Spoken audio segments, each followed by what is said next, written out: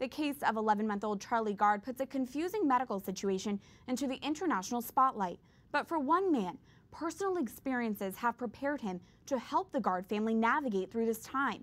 Bobby Schindler became involved in the Right to Life movement after his sister, Terri Schiavo, had an unexplainable collapse in 1990. Her medical case captured the world's attention and led Schindler to start the Terri Schiavo Life and Hope Network.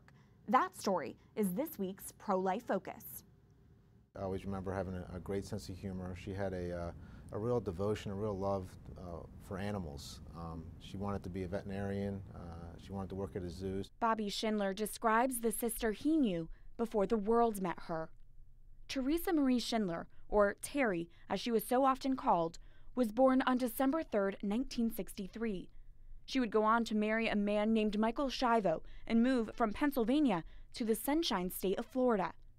But on February 25, 1990, at the age of 26, Terri had an unexplainable collapse while home with her husband. There's so many things that are reported about my sister's condition back when the case was occurring and even to this day that are just inaccurate.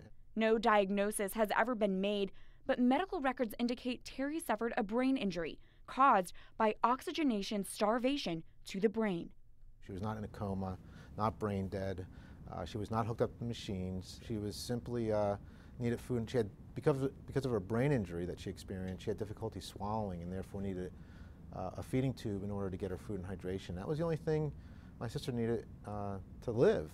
Yet Terri's husband, Michael, who was made her legal guardian, went to the courts to have her feeding tube removed. It pinned him against Terri's family and prompted a legal battle lasting over a decade. The courts ultimately sided with Michael, and on March 31, 2005, Terri Schiavo died from severe dehydration after almost 14 days without nutrition or hydration. Her death publicly contrasted with a saint's.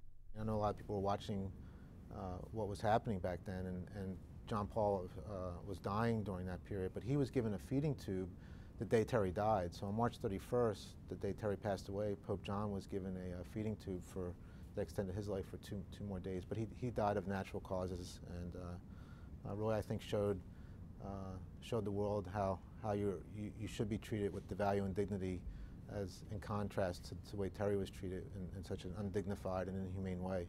Determined to honor Terri and to uphold the dignity of others' lives, Bobby Schindler, along with his parents and remaining sister, created the Terri Schiavo Life and Hope Network.